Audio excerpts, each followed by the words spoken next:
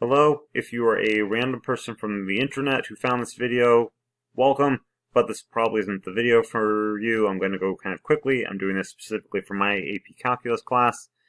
We talked about in class that the derivative of something that looks like x to the n, there's this trick that's just n, x to the n minus 1.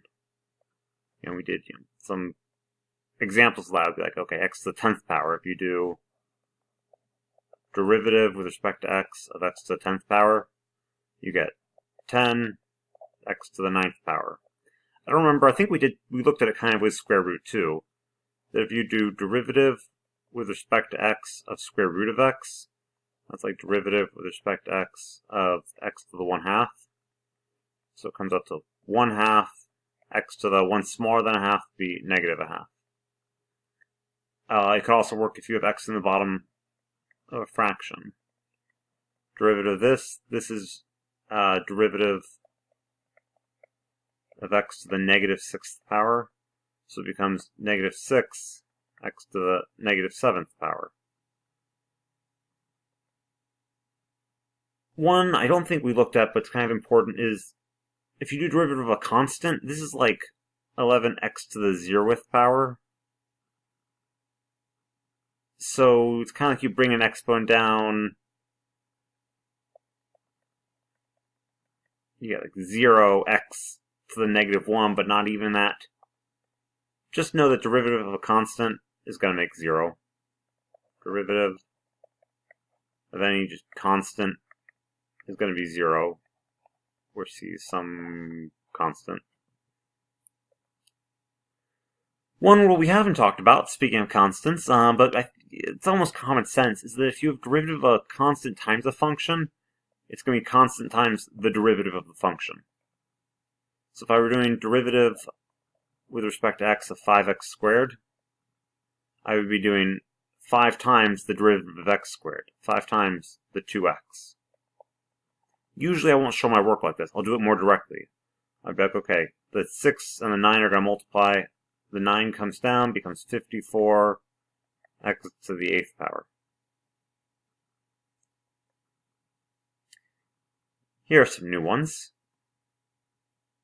Besides x to the nth, we have other derivatives that we just memorize so that we never have to use the limit or the alternative definition of a limit, which I didn't talk about in class, or anything. Derivative of sine turns into cosine. Derivative of cosine turns back into sine, but there's a negative in front. If I do derivative of something that starts with co, I end up with negatives. So an example of that would be, okay, if h of x is 5 sine of x, then h prime of x is going to be 5 cosine of x. If y is 8 cosine of y, then y prime is going to be 8 times negative sine x, so negative 8 sine x. By the way, instead of y prime, I thought about writing dy dx. It means the same thing. Derivatives distribute over addition. If I'm doing derivative of f plus g, that's the same as doing... I shouldn't even write it that way. That's the same as doing derivative of f plus derivative of g. That works over addition. It works over subtraction. I get derivative of f minus derivative of g. So then that lets me do derivative of these much longer things like this. By the way, this does not work over multiplication. More on that later. If I'm doing derivative of this whole thing, I just do derivative of each individual piece and add them up. So derivative of this is going to be bring down the 10. It makes 20 x to the 9. Plus, bring down the 4. It makes 4 times 3 is 12 x to the 3. Minus, bring down the 1. So it's going to be 2 x to the 0. Plus derivative of sine, we said is cosine of x. And I know sine isn't the one with the negative because I know co is when I get negatives. Co is an extra syllable. I end up with extra symbols. Another one just for practice. This is my f of x. I'll shift it down a little so we can see it. Then f prime of x is going to be 3 times 4 is 12 x to the 2. X to the 1/3 power is going to become, bring down the 1/3, x to the negative 2/3 power.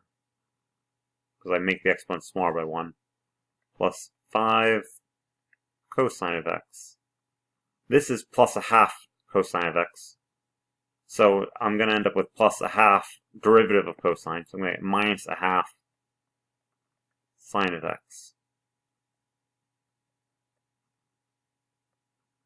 One more derivative to memorize is derivative of e to the x. This is a complicated formula. Derivative of e to the x, I'll give you a way that you can remember it. Derivative of e to the x is e to the x. The way you can remember this is it's the same thing.